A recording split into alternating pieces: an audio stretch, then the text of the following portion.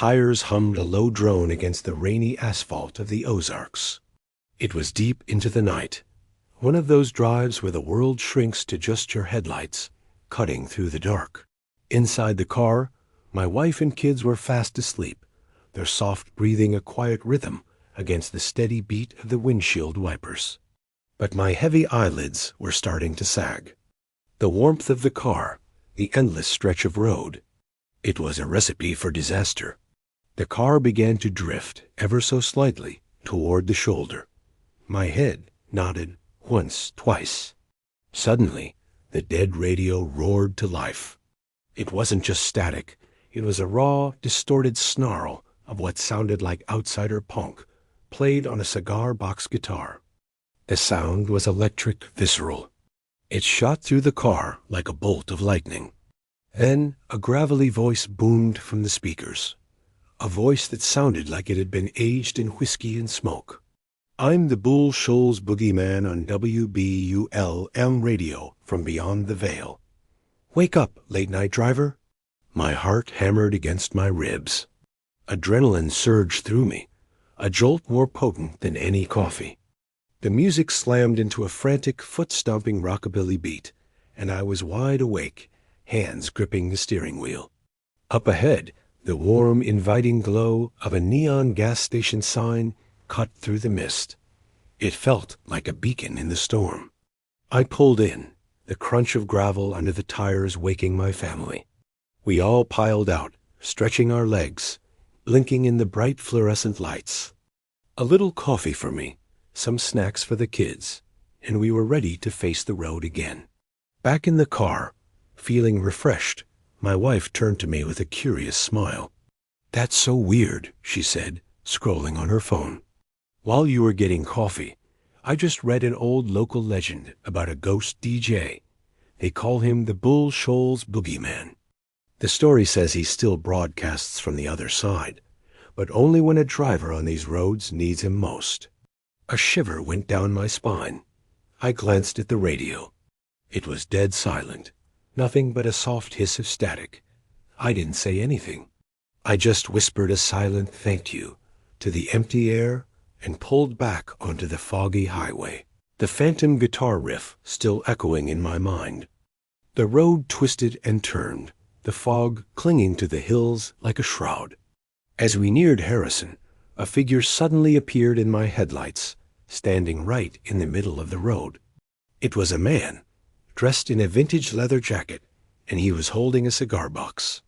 My foot slammed on the brakes, the car skidding to a halt. My heart leaped into my throat. But when I looked up, the road was empty.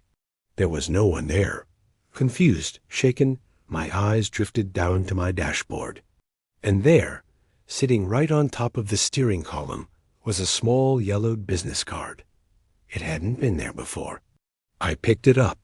In old-fashioned print, it read, WBULLAM, the voice of the void. Keeping you between the lines since 1954, request line, just scream. I flipped it over. Scrawled on the back in what looked like charcoal was a short note. Drive easy, brother. I've got the graveyard shift covered. Just then, a small voice piped up from the back seat. My daughter giggled. "Daddy," she said, "the guitar man says hi." The sun finally started to peek over the Ozark hills, painting the sky in shades of orange and pink. The fog began to lift, revealing the breathtaking beauty of the landscape. We pulled over at a scenic overlook to watch the sunrise. Leaning against a stone wall was an old man, weathered and kind-eyed, strumming a beat-up acoustic guitar. I noticed something etched into the wood, the letters HGD. I felt a strange pull, an urge to talk to him. I walked over, and feeling a bit foolish, I asked him if he'd ever heard of the Bull Shoals Boogie Man. He let out a low, rumbling chuckle. "Old Boogie? He's a good fella, but he's just the messenger." My brow furrowed. The old man pointed his thumb up toward the brightening sky. "It's a whole circuit, see? Zero Antarctica. They send the tunes down from the stars. Boogie, He picks him up and broadcasts from the veil to keep folks safe. He then patted the ground with his foot. And me? I just keep the ground vibrations steady. He called himself the hillbilly guitar dude. He said the mountains had a rhythm, and it was his job to stay in tune with it. We talked for a while longer, about music, the stars, and the magic of the road.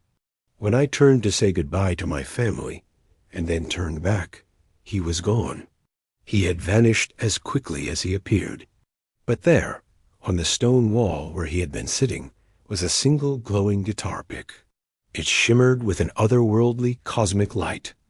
I picked it up, feeling its strange warmth. The Ozarks were full of secrets, and as I held that impossible object in my hand, I knew I was finally in on the song. Thanks for listening. If you enjoyed this journey into the unknown, hit that subscribe button and join us for more stories from the road less traveled.